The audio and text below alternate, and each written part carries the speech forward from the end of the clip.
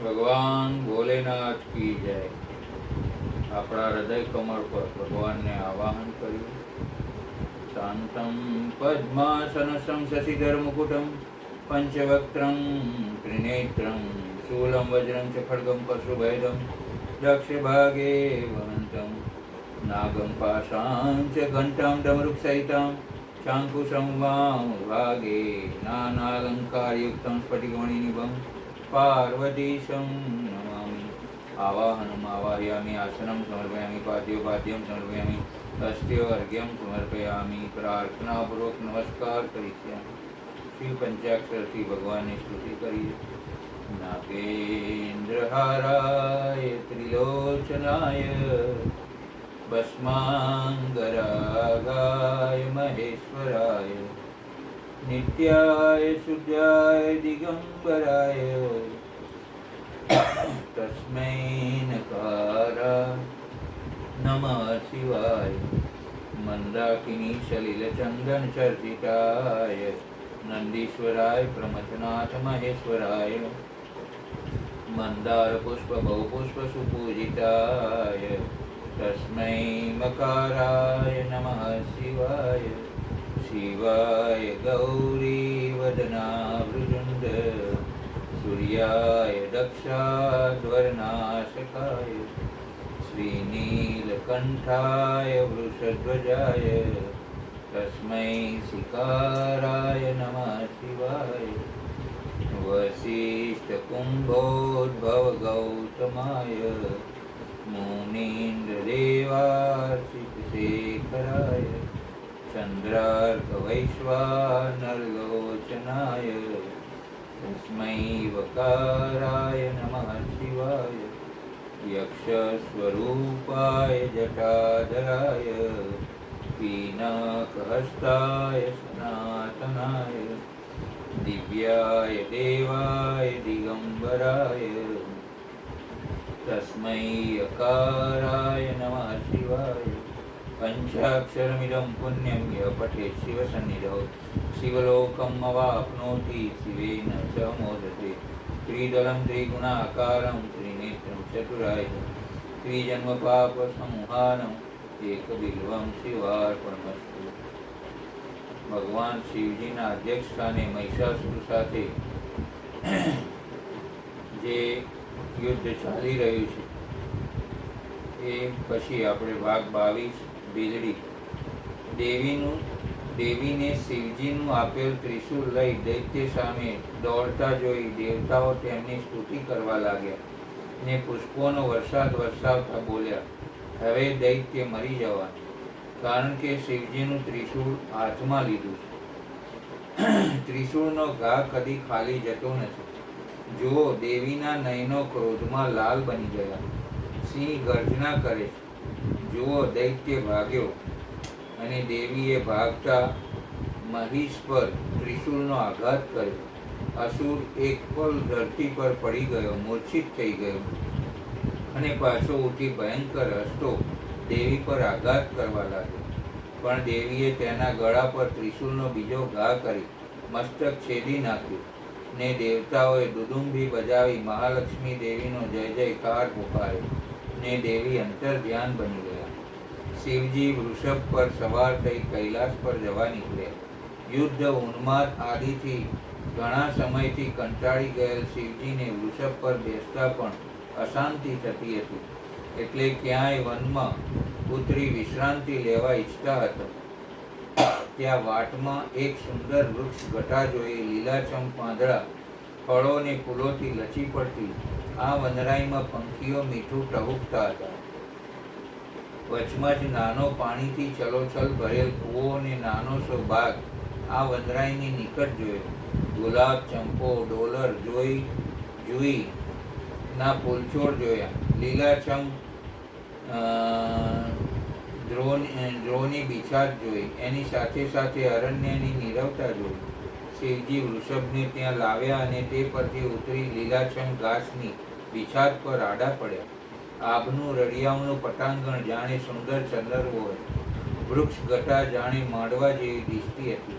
શિવજીના યુદ્ધના શોર બપોર પછીનું આ નીરવ અરણ્યનું વાતાવરણ ગમ્યું ને તે ઉઘાડી આંખે પ્રકૃતિનું આ સ્વરૂપ અવલોકતા હતા. ત્યાં આગે થોડે છેટે એક સ્ત્રી એના કંકણ મળ્યા હાથથી સુંદર ફળો લૂછી લૂછીને ટોપલામાં ભરતી શિવજીના જોવામાં આવી.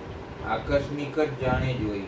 ફળ સાફ કરતી, હાથમાં લેતી એ નારી ફળની ચારુતાને રંગ જોતી મલકાતી હતી. એ મીઠો મલકાટ તેના સુંદર મોં પર પ્રગટી નીકળતો હતો. શિવજીએ જોયું, શ્યામ રંગવાળી આ નારી પણ મોહક છે. નારીત્વ ચાહે તે રંગમાં હો, સદાય સોહામણું છે. એ નારીએ જાણે શિવજીને જોયા જ નથી કે પછી જોયા છે તોય અણજોયા કર્યા છે.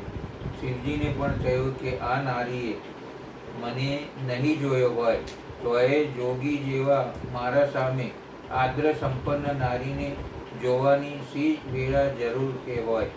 શ્યામળી પણ જાદુગરની સમી એ નારીએ ફળો સ્વચ્છ કરી ટોપલામાં ભર્યા.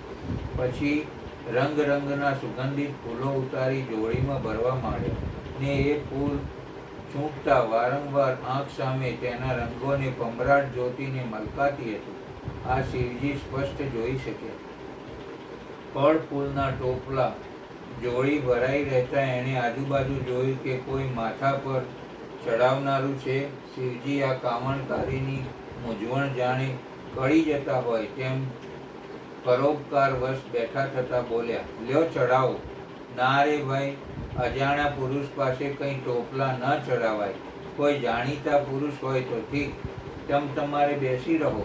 શિવજીને આ અવહેલના પૂછીને બોલ્યા, કેવા છો? કેમ પૂછવું પડ્યું? ભ્રુકુટી વાંકી કરી શિવ ભણી જોતા કમરે 2 હાથ ટેકવી એ નારી બોલી, તમે મને અજાણ્યો પુરુષ ગણી ટોપલો ચડાવવા જેટલી સેવા સ્વીકારવા ના કરી એટલે તમારા મનને પૂછો, તમે સેવા ભાવે ટોપલો ચડાવવા આવતા હતા કે મનનો કોઈ બીજા ભાવે? ગજબ આ શ્યામળી નારી! શિવજી હાર્યા. મારાય મનની આ વાત જાણી જનારી નારી કોણ છે? તમારો વહેમ છે. ના, સ્ત્રીઓને ભગવાને 4 આંખો આપી છે, 2 પાર્થિવ જણસો જોવા અને 2 આંખો પુરુષોના મનોભાવને સમજવા. હું શિવ છું, મારા મનોભાવ એવા હોય જ નહીં. તમે શિવ, પાર્વતીના સ્વામી? એ જ અહીં ક્યાંથી? આવા લાલસાને વિકાર ભર્યા હૈયે યુદ્ધમાંથી નીકળી કૈલાસ જતો હતો. અહીં થાક ખાવાનું મન થયું તે મને જોઈ એટલે બેઠા રહ્યા. નારીએ તડફડ સામું કહ્યું, પણ તમે છો કોણ? ભીલ. ત્યારે તમે ભીલડી છો? હા. પરણ્યા છો? માડી રે, તમને પૂછતાય કંઈ લજ્જા નથી આવતી? મેં આમાં અજુગતું તમને પૂછ્યું છે શું? ઠીક, તમે તો દેવતા છો. અહીં મળી ગયા તો મારા થોડા ફળ જમો. લાવો, અહીં આવો. બિલડીના અવાજમાં મીઠપ હતી, આંખોમાં ચમક આવી. લ્યો, ત્યાં તમારી પાસે આવો. શિવ ઉઠી બિલડી પાસે આવ્યા. વૃષભે એકવાર આડું જોઈ પાછું મુખ શિવ બિલડીથી ઉલટી દિશામાં કરી નાખ્યું. બેસો. બિલડીની સાવ નિકટ શિવજી ઘાસની બિછાત પર બેઠા ને બિલડીએ કેળના લીલાછમ પાંદડામાં લાલ પીળા ફળો મૂક્યા, લીલીછમ દ્રાક્ષ મૂકી. શિવજી જમવા લાગ્યા, પણ જમતા જમતા પોતાના ભણી મોહક મરકતી દાડમની કળી જેવા દાંતથી ઉપાલંબ કર્યું. હસતી પણ શિવજીને સ્વાભાવિક જણાતું હતું તે ભણી એકી ટસે અવલોકી રહ્યા. શું જોયા કરો છો? બિલડી હથેળીમાં મોં ટેકવી આંખો મારકણી કરી બોલી, તમને ભલા, હું તો બિલડી છું, મારામાં શા રૂપ બળ્યા છે? અમે તો વગડાના વાસી, પણ કોણ જાણે કેમ ગજબના મોહક દિશો છો. નર નારીના આકર્ષણનો એ શાશ્વત ધર્મ અહીં પ્રગટી ઉઠ્યો છે. હા, સ્ત્રી પુરુષનું આકર્ષણ શાશ્વત છે, એટલે જ તમે જોયા કરો છો. દ્રાક્ષ આપું? નહીં, આટલું અખૂટ છે, પણ સામે જોઉં છું તો એટલા સારું. જૂઠું નહીં બોલું. તમે જૂઠું બોલો તો પણ નારીની દ્રષ્ટિ બહાર ઉંમર અને મનોભાવ કદી ગોપ્ય રહેતા નથી. તમારી તો ભાષામાંય સંસ્કારની મહેક છે. જે માનીતા જેવા જણાય તેમનું ઉચ્ચારણે સરસ્વતીના વચનોનો આભાસ કરાવે. શિવજી ખરું બોલે, મારા મનમાં તમે માનીતા જેવા થઈ જડાઈ ગયા છો. લ્યો રાખો રાખો શિવજી, તમારે તો ગંગા પાર્વતી ને હું બિલડી, પણ એ બધાથી તમે મારે મન શ્રેષ્ઠ છો. કોઈક સાંભળશે મહાદેવજી? જાણે ગભરાતી હોય તેમ બિલડી બોલી. તમે કુંવારા છો, પણ તમે કહેવત નથી, પુરુષ તો લગ્ને લગ્ને કુંવારો. લો હવે ફળો જમી લીધા હોય તો નંદી પર બેસીને સીધાઓ. કેળનું ખાલી પાન ઉપાડી તેનો ઘા કરતા અંગ કટી ભંગ વક્ર પણ મોહક દ્રષ્ટિ શિવ ભણી નાખી બિલડી બોલી. જમી તો લીધું પણ જવું નથી, ત્યારે શું કરશો? તમારી પાસે બેસી રહીશ. સાચે જ મારા પર મોહ પામ્યા છો શિવજી? ત્યારે તો આપણે પરણીએ. તમે કહો ત્યારે જ, બાકી તમારા વિના હું રહી શકું તેમ નથી. બિલડી આડું જોઈને મરકી. ભલા ઘેર પાર્વતીજી છે, એમને જઈને પિયર વળાવી દઈશ. ગંગા એ તમારી દાસી બનશે તો હું તમને પરણું ક્યારે?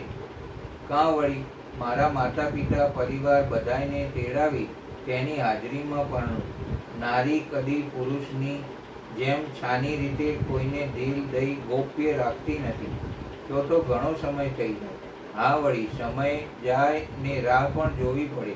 જો મને પરણવું હોય ને હું ગંગા પાર્વતીથી વધારે ગમતી હોઉં તો?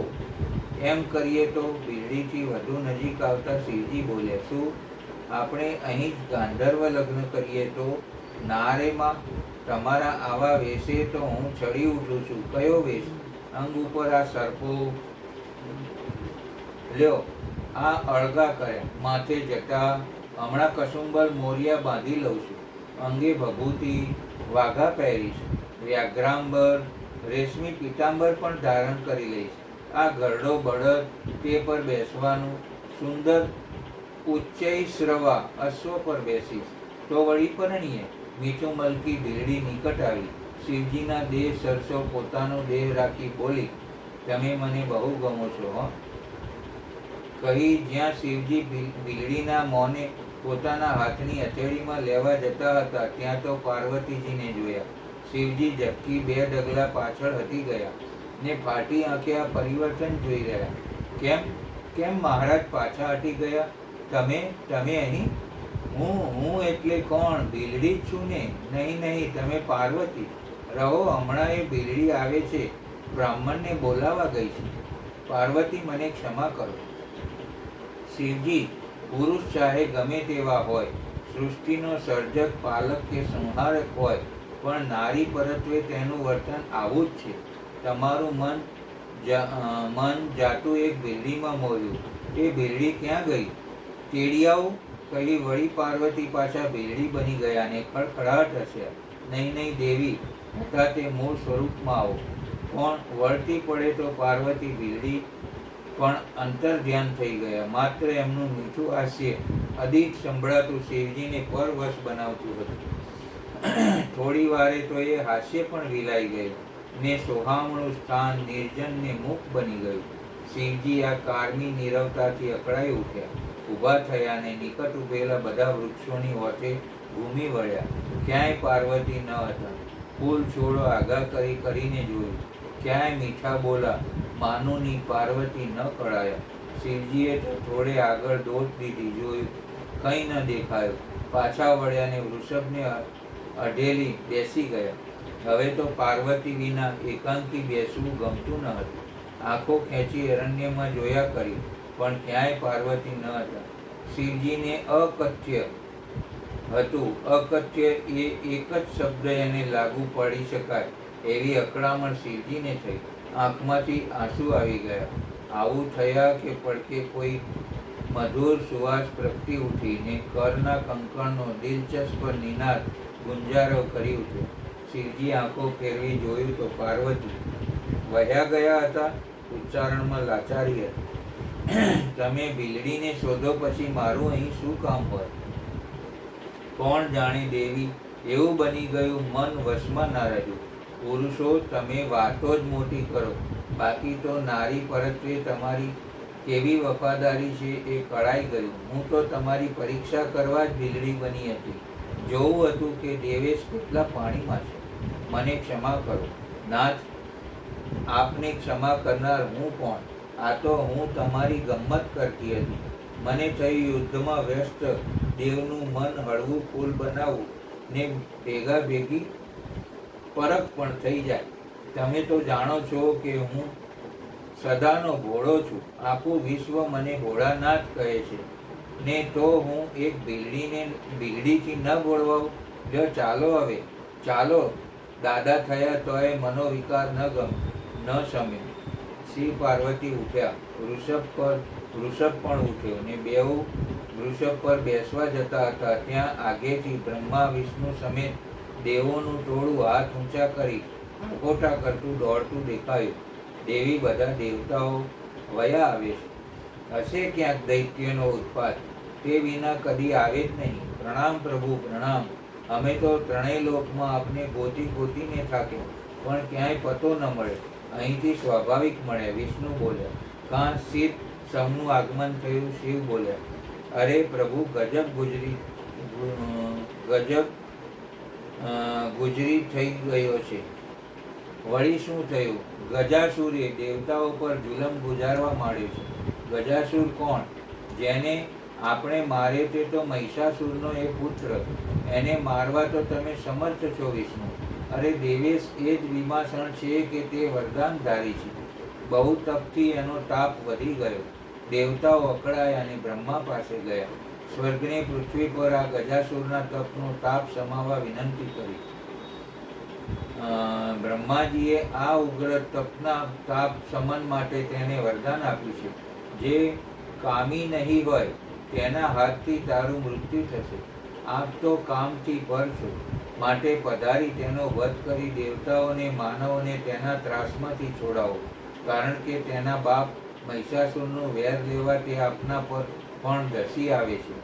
આપની પૂરી કાશીમાં જઈ તેણે ઉત્પાત મચાવે છે. ચાલો. પાર્વતીને ત્યાં મૂકી વૃષભ પર સવાર થઈ શિવજી દેવગણો સાથે ત્યાં આવ્યા. જ્યાં બધી દિશાઓ તથા લોકપાલના સ્થાને તેણે કબજે કરી લીધા.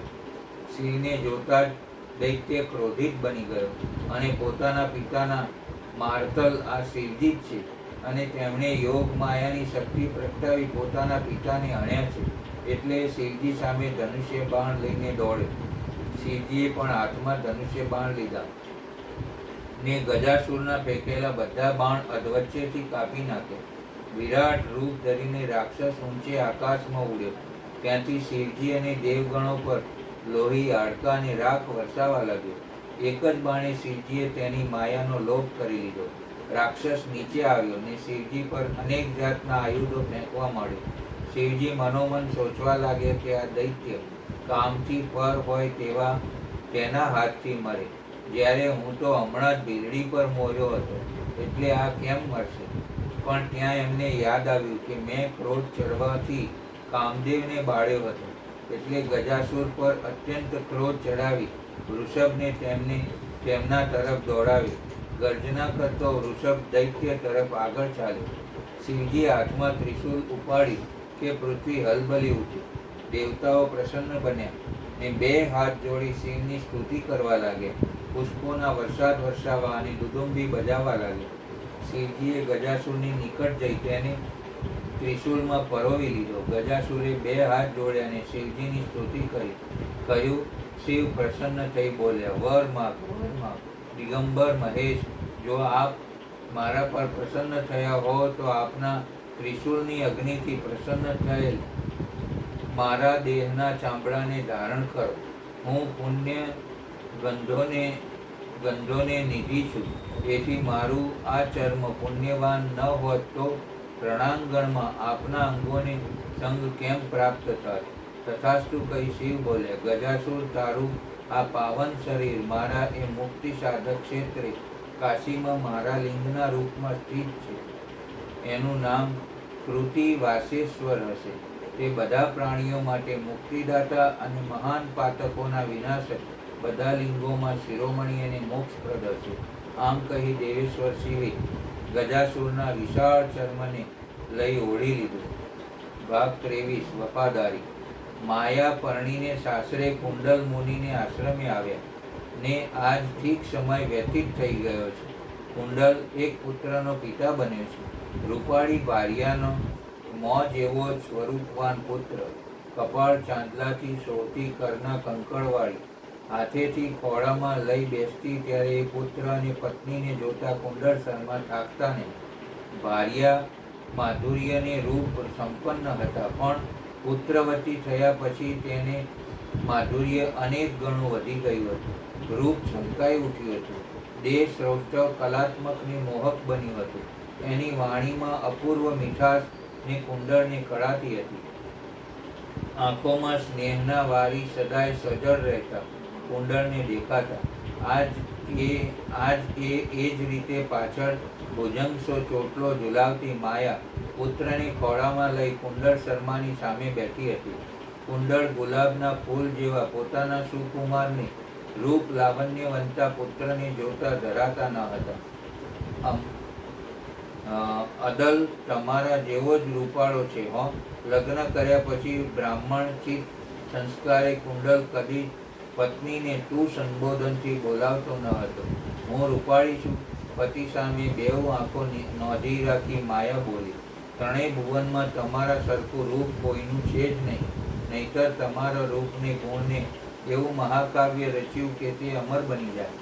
જે નારી પતિને ગમે એના અવતાર ધન્ય છે. સ્ત્રી જીવનની સાચી સફળતા જ ક્યાં છે કે એ એના પતિને પ્રેમ સંપાદન કરી શકે. તમારી પ્રશંસાથી હું મારી જાતને ધન્ય માનું છું.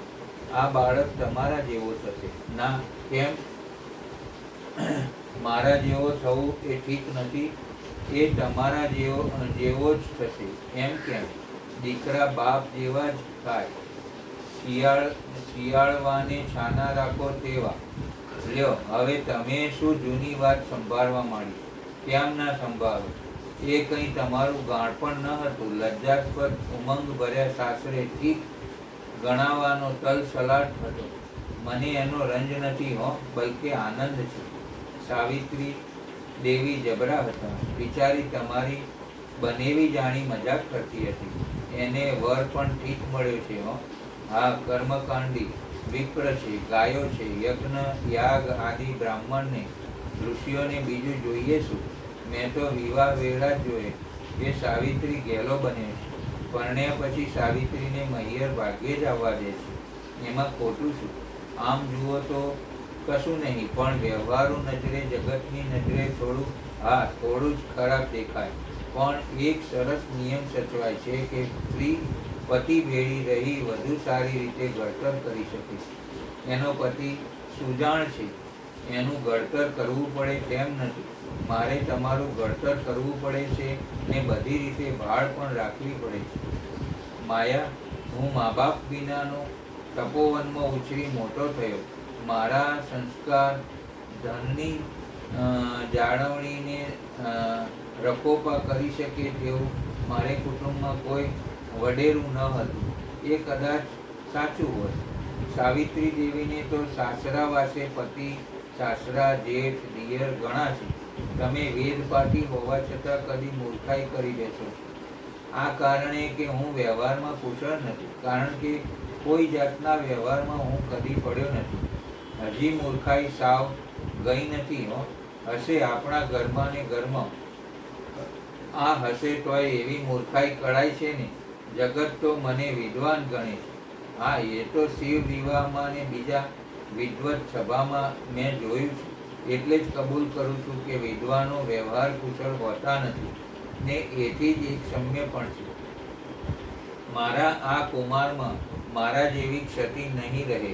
પત્નીના ખોળામાં નિશ્ચિંત પડેલા પુત્રના માથાના રેશમ જેવા વાંકડિયા જુલ્ફામાં હાથની આંગળી પસવારતા કુંડલ શર્મા બોલ્યો.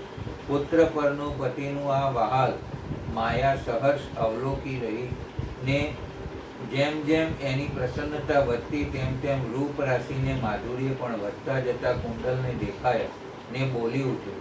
પ્રતિપળે તમારા રૂપ ખીલી કેમ ઉઠે છે? જાણે પ્રાતઃકાળના ફૂલની સુવાસ ને સુંદરતા. નારીની પ્રસન્નતા એની રૂપ માધુરીને કારણે છે. એના પતિનો જેટલો એના પ્રત્યે અનુરાગ, એટલી એની પ્રસન્નતા અને એટલા એના રૂપ માધુર્ય. ત્યારે તો હું ભલે મૂર્ખ રહ્યો કે જાણે અજાણે તમને પ્રસન્ન રાખી શકું ને મારી બે સમજ તમને વ્યગ્ર નથી બનાવતી. અનુરાગયુક્ત પતિની બધી ભૂલો પત્ની સંતવ્ય ગણે છે. આ નવું શાસ્ત્ર આજે સમજાશે. નારી ધર્મને સમજવો, નારી સાથે તેની પ્રસન્નતા વધે એવો વ્યવહાર કરવો, એ ચોથો વેદ છે. હવે તમે મને એ ભણાવવા માંડો. યજુર્વેદ, સામવેદ, ઋગ્વેદ આ 3 તો ભણ્યો છું. એ ભણતર ભણાવતા પહેલા નવી વિદ્યાને ભણવાની પાત્રતા પામવા મારું એક કામ કરી આવો. કયું? બા બાપુજી પાસે આશ્રમે જઈ આવો. કેમ? ઘણો સમય થયો આપણે તેમના કુશળ ક્ષેમના સમાચાર પાઠવ્યા નથી, તો તમે જાતે જઈ પહોંચાડી આવો. ભલે, કાલે પ્રાતઃકાલે સ્નાન પૂજા માળા કરીને નીકળીશ. માયા રાજી થઈ. રાત્રે પતિ પત્નીએ પાર્વતીના 2 પુત્રો કાર્તિક સ્વામી અને વિઘ્નહર ગણેશના રૂપ ગુણને અધ્યક્ષનામાં સુંદર વાતો કરી. ગણેશનો ગૃહ સંસાર કેવો સુંદર ચાલે છે ને ગણેશ કેવા વ્યવહાર કુશળ દક્ષ છે, તે વાતો માયાએ ભોળા પતિને કહી સંભળાવી. આ બધી વાતનો નિષ્કર્ષ કાઢતા શર્મા બોલ્યા, સાચું કહું માયા, શિવની મસ્તી ને દેવેશ્વરપણાનું પાર્વતીને આભારી છે. નહીતર તમે વાત કરી હતી તેમ શિવ કેવા આસુરી, ઉતાવળા ને ક્રોધી છે કે પોતાના સગા પુત્રને પોતાના આવતાના દ્વાર પર મારી નાખ્યું ને પછી હાથીનું મસ્તક ચોંટાડવું પડ્યું. એમણે પૂછપરછ પણ યુદ્ધ કરતા પહેલા ન કરી કે આવ્યા તું દીકરો કોનો છે. પુરુષો બિચારા આમ તો નારીની સહાય વિના સદાના અસુરો જ છે. શિવજી ઘણા સમયે કૈલાસ બહાર વસી આવતા હતા એટલે આવો વિવેક ભૂલી ગયા. પણ જો પાર્વતીજી સાથે હોત તો આવું ન બને. એટલે તો તમારા કથનનું મેં આ તાત્પર્ય કાઢ્યું છે કે શિવજીનું દાપણ પાર્વતીજીને આભારી છે ને ગણેશનું સર્વાધ્યક્ષ પદ પણ પાર્વતીજીને અપાવ્યું ગણાય ને. ભલે ને પાર્વતી રૌદ્ર રૂપિણી બને, સ્ત્રી પ્રસંગોત્પાત સૌમ્ય અને તેજ પણ બની શકે. એનો એ સહજ ગુણ છે. એના સૌજન્ય અને વાત્સલ્યમય હૃદયમાં ભાગ્યે જ ક્રોધ ઉપસે છે, પણ ઉપસે છે ત્યારે એ અમર્યાદિત બની રહે છે. મોડી રાતે વાતો કરતા, પુત્રને રમાડતા, વાલ કરતા, તપોવનની નિત્ય સાત્વિક શાંતિ ભર્યા વાતાવરણમાં નિરભ્ર તારલ્ય જડિત આપ નીચેની પર્ણકુટીમાં સૂતા. પ્રભાત થયું. જાગી કુંડલ શર્માએ સ્નાન પૂજાને ત્રિપુણ કરી ઉઠ્યા એટલે હાથમાં રુદ્રાક્ષની માળા પકડી. માયા બોલી, આ લ્યો, પહેરી લો. કેમ? મારા માતા પિતાને ત્યાં જવું છે એટલે શુદ્ધ બ્રાહ્મણ બનીને જવું જ જોઈએ. રુદ્રાક્ષની માળા, જનોઈ, પગમાં ચાકડીઓને કપાળે ત્રિપુણ ન હોય તેને બ્રાહ્મણ કેમ કહી શકાય? સમ્રાટ પદ શ્રેષ્ઠ નથી, બ્રાહ્મણત્વ શ્રેષ્ઠ છે. સારું, લાવો. હાથમાં રુદ્રાક્ષની માળા લઈ કુંડળ શર્માએ ડોકમાં નાખી દીધી.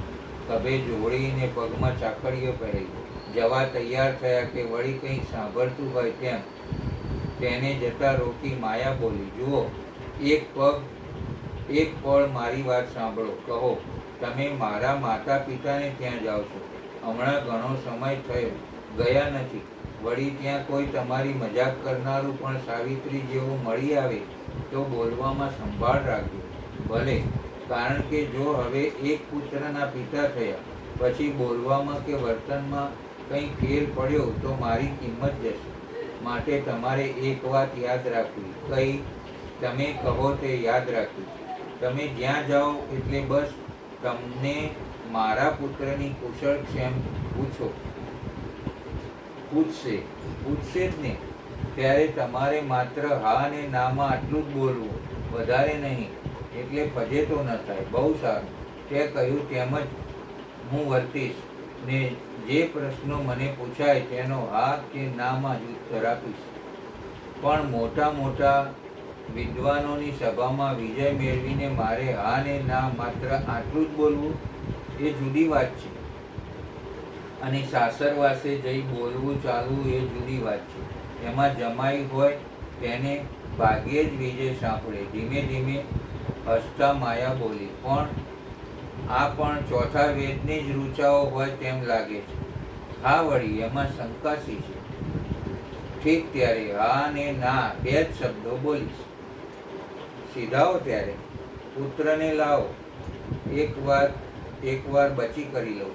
માયા હર્ષ ભરી જઈ ઘોડિયામાંથી જાગૃત પુત્રને તેડી લાવી. કુંડળે તેને તેડી ખૂબ ચૂમીઓ ભરી માયાના હાથમાં પાછો આપ્યો, અને માયાના ગાલ પાસે મોં રાખવા જતા હતા ત્યાં જ માયા બોલી, ખબરદાર, બ્રાહ્મણ ઉઠીને મર્યાદા ભૂલો છો. આ સૂર્ય દેવતા ગગનના પંથમાં ઊભા છે. આ તમારે પુત્ર આંખો ઉગાડી જુએ છે ને મોં પાછું લઈ કુંડળ સસરાના તપોવન ભણી જતા પગદંડી પર ચડ્યો ને કદમ ઉપાડે. મધ્યાહ્ન થતાં થતાં તો શર્મા પૂર્ણભદ્રના આશ્રમે પહોંચી ગયા. દૂરથી જમાઈને આવતા જોઈ ગૌરી પણ હરખાઈ સામે ગઈ. પૂર્ણભદ્ર જમાઈ માટે સારી બિછાદ તૈયાર કરવા લાગ્યા. ત્યાં કુંડળ મુનિ આવ્યા ને બે હાથ જોડીને નમસ્કાર કરીને બેઠા. ગૌરી મલકાઈ ઉઠી, સો જમાઈનો વિવેક છે. પાણીનો લોટો ભરી આપ્યો ને તે તો કુંડળે જોયું. પછી ગૌરીએ પૃચ્છા આદરી, ઘેર સૌ કુશળ છે ને? કુંડલ શર્માએ માયાની વાત બરાબર ધ્યાનમાં રાખી હતી. એ પૂછે તેનો હા ને નામાં એ જવાબ શબ્દોથી ટૂંકો પ્રત્યુત્તર વાળવો. એટલે અહીંયા પ્રથમ જ શબ્દ આવ્યો તે ઝપાટા બંધ કઈ નાખ્યો. ના સાંભળતા જ ગૌરી કોચવાઈ ગઈ. ઘેર કુશળ ક્ષમતા નથી, આવું જમાઈ પંડ્યે કહે છે. કોણ અકુશળ છે? એટલે એણે કળી પૂછ્યું, કોઈ સાજું માંદું છે? શર્માએ હવે હા કહી. હા, શર્માએ ના પછી હા બોલાય એ ન્યાયે હા કહી દીધી. ગૌરી ચિંતામાં ડૂબી ગઈ. પૂર્ણભદ્રે પણ હા સાંભળી સ્વચ્છતા ગુમાવીને બોલ્યા, બધા ક્ષેમ કુશળ નથી? ના. ત્યારે કોણ અમારી દીકરી માયા બીમાર છે? હવે ના પછી હા બોલ્યા. શર્મા પછી હા કહે જતા, ત્યારે હજુ સાજી નહીં થઈ હોય? ના. બહુ મંદવાળ છે? હા. કઈ ઔષધોપચાર કરાવે છે? ના. કેમ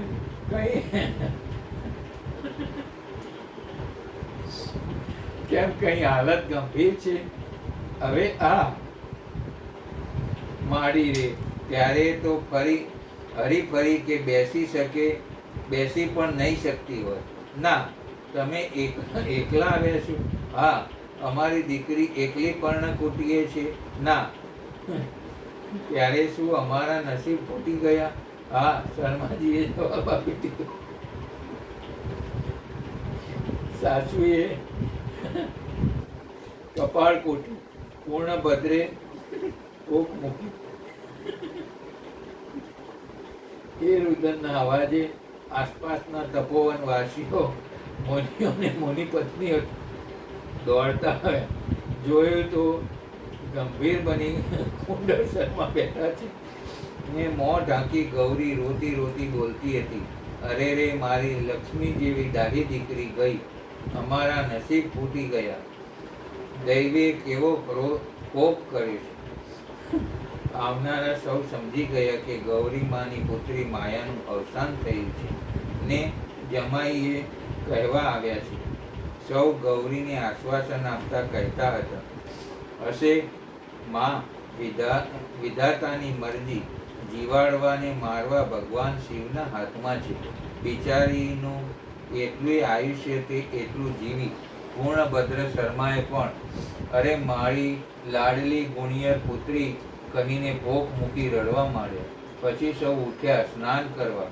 રોતા રોતા ગંગા તટે સૌ સ્નાન કરવા ગયા.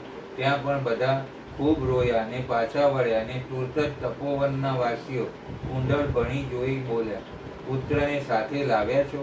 ના, ત્યારે તો આશ્રમે એકલો જ હશે. હા, કોઈને ધાવતો નહીં હોય. ના. ગૌરી બહેન તપોવનની ડાહી વૃદ્ધ મુનિ પત્નીઓને બોલી, કેમ રે, મારાથી તો કોઈને ઉત્તર વાળવાય હામ રહી નથી. એમ કંઈ ચાલશે? હિંમત રાખવી પડશે. હવે તમે ત્યાં જાઓ અને માયાના દીકરાને અહીં લઈને આવો ને ઉછેરો. કેમ, ખરું ને શર્માજી? હા. તમને હવે એકલા ત્યાં નહીં ફાવે. ના. મધ્યાહને કંઈ જમ્યા નહીં ને ભૂખ્યા તરસ્યા ગૌરીને કુંડળસરમાં બે દીકરાને તેડી લાવવા આશ્રમ ભણી ગયા. માના મોં પર ઘૂમતો હતો ને પાછળ પતિ વધ્યા આવતા હતા. આ માયાએ જોયું ને અચંબામાં પડી ગઈ. થોડા ડગલા આગળ ચાલી પર્ણકુટી બહાર આવી ઊભી રહી કે ગૌરીએ દીકરાને સારી જોઈ કે તેના ભણી દોટ મૂકી. આ શું બા, મોં કેમ ઢાંકીને આવતા હતા? એ તો પૂછી જો આ શર્માજીને. શી વાત હતી? કંઈ નહીં. મેં તમને મારી માયાના મંદવાડ અંગે પૂછપરછ કરીને કહ્યું કે શું અમારા નસીબ ફૂટી ગયા? ત્યારે તમે આ નહોતી કહી હતી ને હજુ આ કહું છું. કારણ કે નાથી વધુ એક શબ્દ બોલવા તમારી દીકરીએ મને ના કહી હતી. એટલે બીજું કંઈ જાણવા છતાંય અક્ષરે બોલ્યો નથી. અરે માયા, અમે તો તારા નામનું સ્નાન પણ કરી નાખ્યું. આવા ને આવા હોય ત્યાં બા એવું જ થાય ને. હવે માયા, મને ઝટ પાછી વળવા દે. તારા પિતા બહુ દુઃખી છે. એમને જઈ સારા સમાચાર આપું. ભલે બા, જાઓ ને જમાઈને હવે કંઈ બહુ વઢીશ નહીં. શું વધુ બા? એ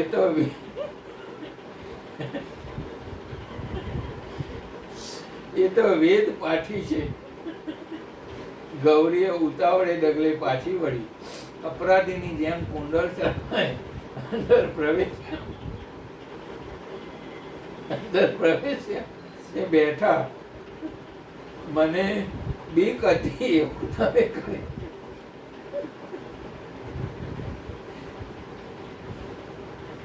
શું કરું, મને વ્યવહારનું જ્ઞાન નથી.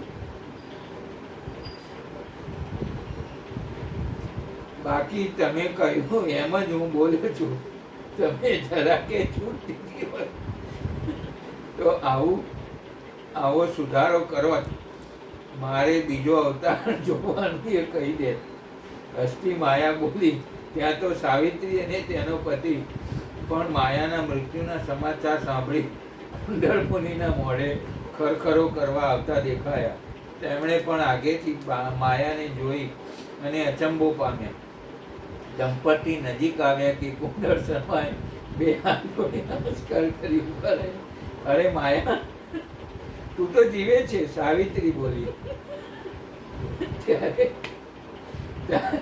ત્યારે ક્યાં મરી ગઈ છું? અમને તો સમાચાર મળ્યા અને ફાળ પડી કે ભાગ્યા. આમણે મારા બનેવીને મને મારી નાખ્યું. આમણે તારા બનેવીએ મને મારી નાખી. વાત તો કર, શું બનીએ? બેઉને અંદર લઈ જઈ પાણીને ફળાહાર કરાવી માયાએ જે બન્યું હતું તે અથથી ઇતિ પર્યંત કહી સંભળાવ્યું. અને દંપતી મોટેથી હસી રહ્યા. તમારામાં અક્કલ કેદી આવશે? હવે એક પુત્રના પિતા થયા. સમજ પડી? સાવિત્રી બોલી અને માયા પાસેથી રમાડવા લીધેલ બાળકને પાછા કુંડળ શર્માના હાથમાં આપી બોલી, આ બાળક મોટો થશે ત્યારે. માયા બોલી અને બધા મુક્ત ખડખડાટ હસી પડે. ભાગ 24 નારી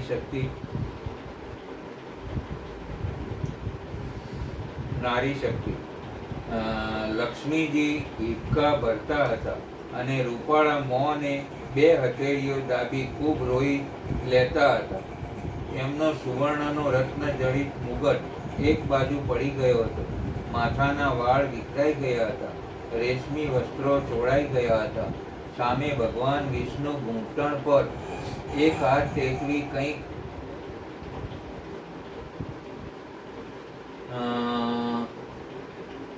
રોષસભર બની લક્ષ્મીજી તરફ જોયા કરતા હતા. દૈવ, આવો કોપ હોય? આમાં મારો શું દોષ? કોપ કેમ ના આવે? મારા માટે આ લાંછન રૂપ છે. આપ સમર્થ છો. સૌ આપને પૂજે છે. આપને માટે પુત્ર પ્રાપ્તિ એ ક્યાં કંઈ મોટી વાત છે? મેં આજ સુધી રાહ જોઈ.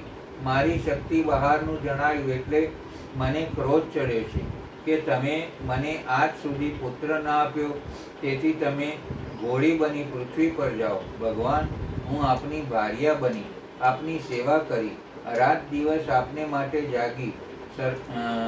સરખા ગણ્યા સમુદ્રમાંથી હું નીકળી. મેં જોયું મારે કેને પતિ બનાવવા. બધા દેવોમાં આપ શ્રેષ્ઠ જણાયા એટલે આપને પતિ રૂપે સ્વીકાર્યા, અને આપ ઉઠી મને ઘોડી બનવાનો શ્રાપ દો છો. ભગવાન, નારીના લલાટે શું વિષ્ણુ જેવા પતિથી એ કષ્ટ જ નિર્માયું છે? હે વિધેય, નારીનો અવતાર જ આપીશ નહીં. જે મેં શ્રાપ આપ્યો તેને ભોગવો. અને રુદન કરતા લક્ષ્મી વિષ્ણુના શ્રાપે ઘોડી બની ગયા. પતિનો શ્રાપ હતો એટલે ત્યાં ઊભા રહી શકાય તેમ તો હતું જ નહીં. એટલે તીવ્ર ગતિએ લક્ષ્મીજી ઘોડી ભાગ્યા અને અવની પર મૃત્યુલોકમાં આવી, જ્યાં સૂર્ય પત્નીએ પૂર્વ સમયમાં અત્યંત કઠિન તપ કર્યું હતું. ત્યાં ભગવતી લક્ષ્મી ઘોડીના રૂપ ધરી રહેવા લાગ્યા. ત્યાં સૂર્યણાક્ષ નામના સ્થાનની ઉત્તર તટ પર યમુના અને તમસા નદીનો સંગમ હતો. બધા મનોરથ પૂરા કરે તેઓ એ સ્થાનનું સુંદર વન સુશોભિત બનાવી રહ્યું હતું. ત્યાં વસી ભગવતી લક્ષ્મીજીએ શિવજી પર, પાર્વતીજી પર તપ આચરી ને ધ્યાન ધર્યું. જે બધાની કામના પૂર્ણ કરે છે, જેનું મસ્તક ચંદ્રમાંથી અલંકૃત છે, તે ત્રિશૂલધારી ભગવાન શંકરનું એકાગ્ર ચિત્તથી ધ્યાન ધરવા લાગ્યા. જેને 5 મુખ અને 10 ભુજાઓ છે. ભગવતી ગૌરી અર્ધાંગની બની જેની શોભા વધારી રહ્યા છે. જેનું કપૂર સમાન ગૌર શરીર અત્યંત પ્રકાશમાન છે. જેનો કંઠ નીલો છે અને 3 આંખો છે. જેણે વ્યાઘ્રાંબર પહેર્યું છે ને અંગ ઉપર હસ્તીની ખાલ ઓળી સાપની જનોઈ બનાવી ડોકમાં કુંડમાળા પહેરી છે. તે ભગવાન મહાદેવના ધ્યાનમાં લક્ષ્મીજી લીન બની ગયા. એ પાવન તીર્થમાં રહી ભગવતી લક્ષ્મીજીએ ઘોર તપસ્યા આદરી. ભૂખ્યા રહી કેવળ હવા પીને ઉઘાડા આભ હેઠળ ટાળ તાપ ને વર્ષામાં દેવતાઓને 1000 વર્ષ સુધી તપશ્ચર્યા કરી. દેવેશ પાર્વતીએ કૈલાસ પર શિવજીને કહ્યું, કેમ દેવી, ઓચિંતો સાદ કીધો? જુઓ, અવની પર આ તપનો પ્રભાવ તેજ તાપ કળાય છે. હા, એ કોનો છે આપ જાણો છો? ના, તમે જ કહો. કહેવું નથી. આપ ઉઠો ને ચાલો. પણ મને કહો તો ખરા. ભગવતી લક્ષ્મી આપના પર હજારો વર્ષથી તપશ્ચર્યા કરી રહ્યા છે. આપણે તેમને વર આપવા જવું જ જોઈએ. કેટલો બધો સમય વ્યતીત થયો. ચાલો. શિવ પાર્વતી વૃષભ પર બેસી નીકળ્યા ને જ્યાં ઘોડી રૂપે દેવી લક્ષ્મી તપ કરી રહ્યા હતા ત્યાં આવ્યા. આ લક્ષ્મીજી, સદાશિવ બોલ્યા. હા મહારાજ, એ ઘોડી રૂપે જ લક્ષ્મીજી છે. દેવી શિવજી તપ આચરતી લક્ષ્મીજી પાસે જઈ બોલ્યા, મહારાજ પધાર્યા, અનુગ્રહ કર્યો. તમે આ અવસ્થામાં? હા મહાદેવજી, નારી છું ને. નારી તો અસહાય છે ને, નિર્બળ છે ને. વિધે નારીનું સર્જન જ સિદ્ધ થયું. ઘોડી સ્વરૂપે લક્ષ્મીજી આક્રંદ કરતા બોલ્યા, તમારા પતિ સમર્થ અને તમે આ અવસ્થામાં? એમણે જ મને શ્રાપ આપ્યો છે. ભગવાન વિષ્ણુ, અને તે એમના જ ભાર્યાને શ્રાપ આપે, અને તે પણ ઘોડી બનવાનું ને વળી ત્યજી દેવાનું. હા દેવેશ, આપ મારી એ અવસ્થા પ્રત્યક્ષ જોઈ રહ્યા છો, ત્યારે તમારા પતિને મૂકી તમે મારી આરાધના સિદ્ધ કરી રહ્યા છો. મારા પતિના શ્રાપથી ઉદ્ધાર પામવા. શ્રાપ શા સારું આપ્યો? મારે પુત્ર નહીં હોવાથી. એમાંથી છુટકારો મેળવવા વિષ્ણુએ કોઈ ઈલાજ સૂચવે છે? હા મહાદેવજી, મને કહ્યું છે કે પુત્રવતી થાય એટલે શ્રાપથી મુક્ત થઈ વૈકુંઠમાં સ્થાન પામીશ. પ્રભુ, આ શ્રાપમાંથી મારો ઉદ્ધાર કરો. સ્ત્રીને માટે તો પતિ જ આરાધ્ય દેવ છે. પતિ ચાહે ગમે તેવો હોય, કલ્યાણની ઈચ્છા રાખવા વાળી નારીએ પતિની સેવામાં જ તત્પર રહેવો જોઈએ. સદાશિવ, મારા પતિએ જ મને તપસ્યા કરવા તપોવનમાં મોકલી છે. એથી જ આ તપોવનમાં તપ કરવા આવી છું, ને આપને આરાધ્ય દેવ બનાવી તપ કર્યું, ને આપે પ્રસન્ન થઈ દર્શન પણ દીધા.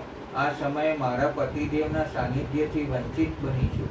તેઓ મને ધર્મપત્નીને ત્યજી વૈકુંઠમાં બિરાજે છે, ત્યારે એમના અભાવમાં હું પુત્રવતી કેવી રીતે બની શકું? શંકર, તેથી આપ પ્રસન્ન હો તો વરદાન આપો. આપનામાં અને ભગવાન વિષ્ણુમાં જરા પણ ભેદભાવ નથી. ગિરજાનો પ્રેમ સંપાદન કરવાવાળા પ્રભુ, હું મારા પતિદેવ પાસે હતી ત્યારથી મને આ રહસ્ય જ્ઞાત છે કે જે તે છે તે જ આપ છો. એમાં જરા પણ સંદેહ નથી. મહાદેવ, આપ બંને મહાનુભાવ એક જ છો, આવું સમજીને જ મેં આપનું ચિંતન કર્યું છે. અન્યથા આપની સેવા કરવાથી હું દોષ ભાગીની બની જાઉં. દેવી, હું અને શ્રીહરિ બિલકુલ એક છીએ. તમને આ રહસ્યનો કેવી રીતે પત્તો લાગ્યો? સિંધુજા, મને સાચી વાત બતાવવા કૃપા કરો. દેવતા, જ્ઞાની, મુનિ અને વેદના પારાગામી પુરુષ પણ તર્ક વિતર્કમાં પડ્યા રહી આ એકત્વના રહસ્યને જાણતા નથી, સમજતા નથી.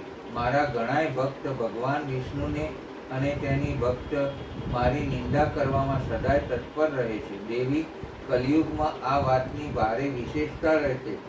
સમયના ભેદથી આ ભેદભાવ વધતો આવ્યો છે.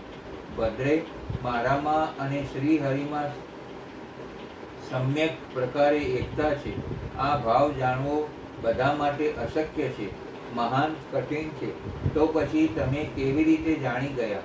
પ્રસન્ન થઈ લક્ષ્મીજી બોલ્યા, દેવેશ, એક સમયે ભગવાન વિષ્ણુ પદ્માસન લગાવી બેઠા હતા ને ધ્યાન ધરી રહ્યા હતા.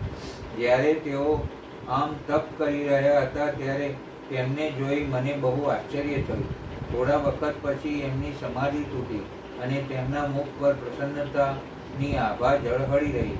વિનયપૂર્વક મેં પૂછ્યું, પ્રભુ, આપ દેવતાઓના અધ્યક્ષ અને જગતના સ્વામી છો.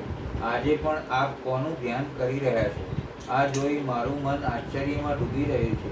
આપ મારા પરમ પ્રેમી છો, એટલે મારા મનની આ મૂંઝવણ દૂર કરવા કૃપા કરો. ભગવતી, તમે આમ પૂછ્યું ત્યારે શ્રી વિષ્ણુએ શું કહ્યું? શિવજી બોલ્યા, ભૂત ભાવન ભગવાન, એ સમયે તેમણે મને કહ્યું, હું હૃદયમાં જેનું ધ્યાન ધરી રહ્યો છું તેનો પરિચય આપું. સાંભળો. પાર્વતીપતિ ભગવાન શંકર બધાથી પ્રધાન મનાય છે. તુરંત પ્રસન્ન થઈ જવાનો જેનો સ્વાભાવિક ગુણ છે, તે દેવાધિદેવના પરાક્રમની કોઈ સીમા નથી. ક્યારેક તો એવું બને છે કે શિવજી મારું ધ્યાન ધરે છે ને હું તેમનું ધ્યાન ધરું છું. તેના પ્રિય પ્રાણ હું છું અને મારા પ્રિય પ્રાણ તે છે. અમારા બંનેનું ચિત્ત ગૂંથાયેલું છે. એથી બેઉમાં જરા પણ ભેદ નથી. જે ભગવાન શંકરથી દ્વેષ કરે છે તે મારા ભક્ત પણ કેમ ન હો, પરંતુ નર્કમાં જવું તેમના માટે અનિવાર્ય છે. દેવેશ, એકાંતમાં પૂછવાથી ભગવાન વિષ્ણુએ મને આમ કહેલ છે. તેથી આપને અભિન્ન જાણી હું આપને ધ્યાન કરી રહી છું. મહેશ, હવે એવું કરો કે જેથી મને પતિદેવનું મિલન સુભગ બની જાય. ધૈર્ય રાખો લક્ષ્મી, તમારા પતિ તમને અવશ્ય મળશે જ. પણ મહારાજ, એક નારી પતિથી વિયોગીની કેટલો સમય રહી શકે? જેના પ્રાણ જ પતિ છે એવી નારી માટે પતિ વિયોગ સહ્ય હોય ખરો? તમારી તપશ્ચર્યાથી હું સંતુષ્ટ છું, એથી તમારા પતિ અહીં તમને લેવા સારું આવશે. જે પતિએ મને શ્રાપ આપી ત્યજી દીધા છે, એ વિષ્ણુ ભગવાન મને અહીં લેવા આવશે કઈ રીતે?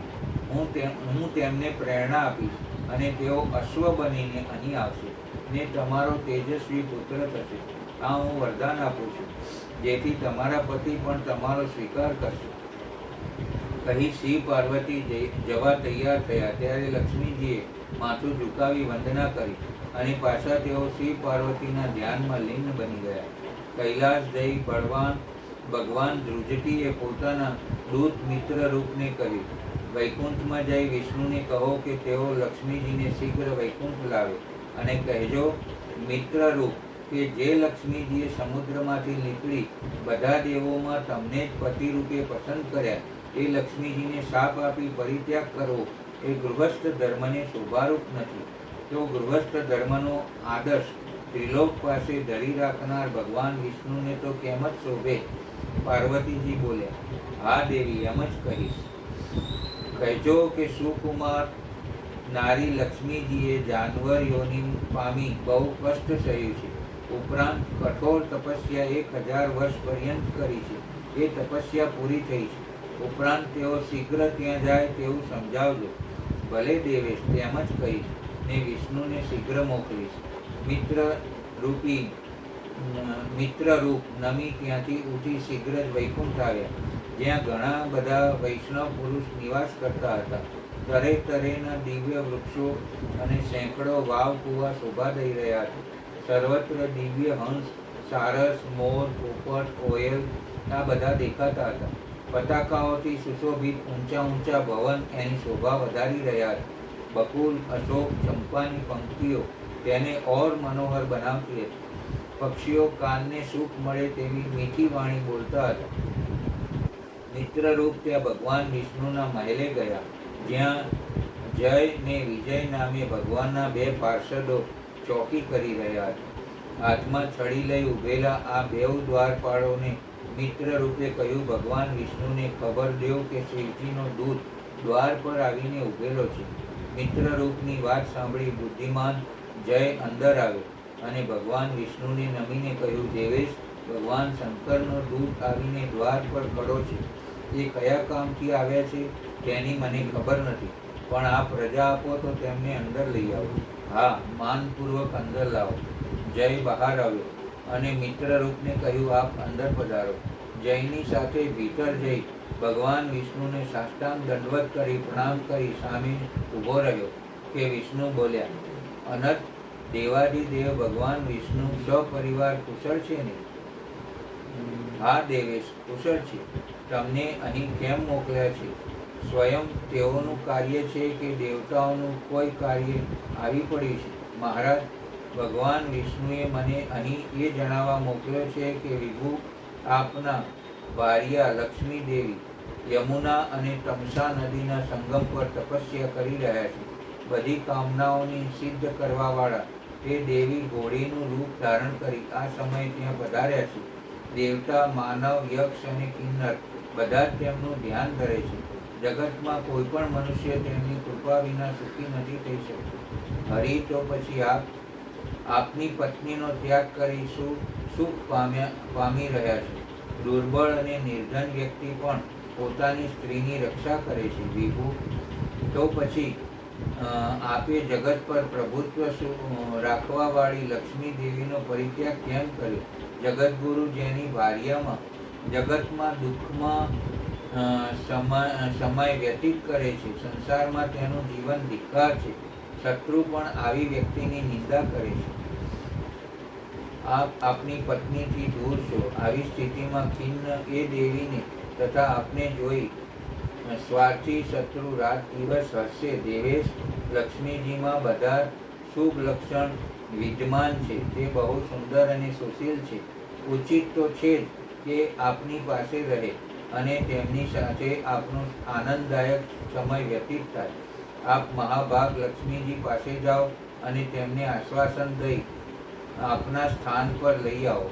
જગતમાં કોઈની પણ સત્તા લક્ષ્મીજી વિના સ્થિર નહીં રહી શકે.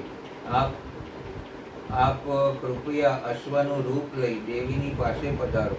પુત્ર જન્મ્યા પછી તે દેવીને લઈ વૈકુંઠ પાછા પધારો. ભલે શિવજીની આજ્ઞા છે તે હું તેમ વર્તીશ. ત્યારે મને રજા આપો. હા, સુખેથી જાઓ અને શિવજીને નિવેદન કરજો કે વિષ્ણુ તેમની આજ્ઞા પ્રમાણે વત્સશે. નમીને દૂત ગયો. ભગવાન વિષ્ણુએ સુંદર અશ્વનું રૂપ લઈ વૈકુંઠથી ચાલી નીકળ્યા. લક્ષ્મીજી ઘોડીના રૂપે જ્યાં તપ કરતા હતા ત્યાં પહોંચી ગયા. જઈને જોયું તો લક્ષ્મી દેવી ઘોડી રૂપે બિરાજમાન હતા. લક્ષ્મીજીની દ્રષ્ટિ પણ વિષ્ણુ પર પડી. તે તુરત જ ઓળખી ગયા કે મારા પતિ અશ્વનું રૂપ ધારણ કરી મારી પાસે આવ્યા છે. એમની આંખોમાં આંસુ ઉભરાઈ આવ્યા. ભગવાન વિષ્ણુ અને લક્ષ્મીજીનું એ સંગમના પવિત્ર સ્થાને મિલન થયું અને ત્યાં તેમને એક પુત્રનો જન્મ થયો. એટલે ભગવાન વિષ્ણુએ હસીને લક્ષ્મીને કહ્યું, હવે આપ વૈકુંઠ સુખેથી પધારો. અને વિષ્ણુને લક્ષ્મી વિમાનમાં બેસી વૈકુંઠ આવ્યા. તે બ્રહ્મા સહિત દેવતાઓ તેમના આગમનની રાહ જોઈને ઊભા જ હતા. અરે દેવેશ, આપ આટલો બધો સમય ક્યાં વ્યતીત કરી આવ્યા? આનો સાચો જવાબ વિષ્ણુથી અપાય તેમ ન હતું. એટલે બોલ્યા, લક્ષ્મીજીને પરિભ્રમણ કરાવવા. પણ આપનું અને દેવગણોનું આગમન સિદ્ધને થયું છે. મને લાગે છે કે કોઈ પણ વિટંબણા વિના દેવો ન આવે. એવું જ છે વિભુ, શી પીડા છે? વિદલ અને ઉત્પલ નામે બે અસુરો ઉત્પાત મચાવી રહ્યા છે, અર્થાત દેવતાઓને પીડી રહ્યા છે. હા મહારાજ, આપને તો એ સુવિદિત જ છે કે દેવો દાનવો નિત્યનું વેર ને ઘર્ષણ છે. તેનું શું કરીશું? બે વરદાનધારી છે. કેવા વરદાનધારી છે? કોઈ પુરુષના હાથથી ન મરે. અને એ વરદાન આપ્યું હશે જ આપે. હા મહારાજ, મેં આપ્યું છે, પણ તેઓ વરદાનધારી બની આવો ઉલ્કાપાત મચાવશે એની મને ખબર જ ન હતી. સારું, ત્યારે ચાલો સદાશિવ પાસે. ચાલો. બધા નારદજી સહિત ભગવાન રુદ્ર પાસે આવે. વિષ્ણુનું આગમન જાણી શિવજી પ્રસન્ન થયા ને આગમનની પૃચ્છા કરતા કહ્યું, આપ સૌનું કયા કારણે આવવું થયું છે? દેવેશ્વર, વિદલ અને ઉત્પલ નામે બે અસુરો ભયંકર ઉત્પાત મચાવી રહ્યા છે. એનો વધ કરવા કૃપા કરો. બ્રહ્મા બોલ્યા, પણ નક્કી જ એ કોઈક દેવના વરદાન ધારી જ હશે. હા મહારાજ, આપનાથી એ ક્યાં છાનું છે? કોઈ પુરુષના હાથથી એ મરે તેમ નથી. સારું નારદજી, આ કાર્ય પાર પાડીશું. શિવજી બોલ્યા, અને તમે સૌ હવે પોતપોતાના ધામમાં જાઓ. શિવા એનું કાર્ય પૂર્ણ કરશે. દક્ષ નારદજી ત્યાંથી વિદલ ઉત્પલ પાસે ગયા અને બેઉને પાસે બેસાડી કહ્યું, અરે ભલા ભાઈઓ, તમે આજ સુધી પરણ્યા નથી. કુંવારા જીવન જીવવું તમારા જેવા બળવાનને પોસાય? અમારા જેવા ત્યાગીને વળી ઠીક છે. એવી સુંદર કન્યા મળે તો પરણીએ ને. તમે પાર્વતીને જોયા છે? એ કોણ છે એ પણ અમે જાણતા નથી. અરે કૈલાસ પર એકલા રહે છે અને બહુ સ્વરૂપવાન છે. એના રૂપ ગુણ ત્રિલોકમાં ન મળે. એકવાર જોઈ આવો, જોઈ જુઓ. નારદજી જેવાના મોએ એક નારીની રૂપની પ્રશંસા સાંભળી બેઉ અસુર ઉપડ્યા કૈલાસ પર્વત પર, જ્યાં દેવી પાર્વતી વિશાળ પટમાં એકાંકી ઝૂમતા નિસર્ગની શોભા અવલોકી રહ્યા હતા. ત્યાં આ બેઉ રૂપ બદલી ગણનો વેશ લઈ ત્યાં આવી પહોંચ્યા. દેવી પાર્વતી આ બેઉ ગણ છે કે દૈત્ય તે પીછાની ન શક્યા, એટલે શિવજી સામે જોયું. શિવજીએ નેત્ર સંકેતથી બેઉને મારી નાખવા જણાવ્યું. કામાતુર બેઉ દૈત્યો હળવે હળવે એકાકી પાર્વતી પાસે આવતા તેમનું હરણ કરવા ચાહતા હતા. ત્યાં નજીક પડેલ એક લાકડાનો ટુકડો લઈ દેવી પાર્વતીએ તે બેઉ દૈત્યો તરફ ફેંકતા તેના એક જ પ્રહારે બેઉ દૈત્યો અસલ રૂપમાં આવી ગયા અને તાળનું મોટું તોતિંગ ઝાડ ભોંય પર પડે તેમ પડી ગયા અને મૃત્યુ પામ્યા. દૈત્યના ત્રાસમાંથી છોડાવનાર મહાદેવીની દેવતાઓએ સ્તુતિ કરી. તેમના પર પુષ્પોનો વરસાદ વરસાવી ડુડુંબી બજાવે. પાર્વતી દ્વારા દૈત્ય વધ કરાવી શિવજી જાણે આડકતરું ભગવાન વિષ્ણુને નારી સન્માન અને નારી શક્તિ વિદિત કરતા હતા. અહીંયા આપણે કથાને વિરામ આપીશું. નમઃ શિવાય, ઓમ નમઃ શિવાય, હર હર બોલે નમઃ શિવાય. વિશ્વેશ્વરાય શિવ વિશ્વેશ્વરાય, હર હર ભોલે નમઃ શિવાય નમઃ શિવાય નમઃ શિવાય હર હર ભોલે નમઃ શિવાય. ભગવાન ભોલેનાથ કી જય.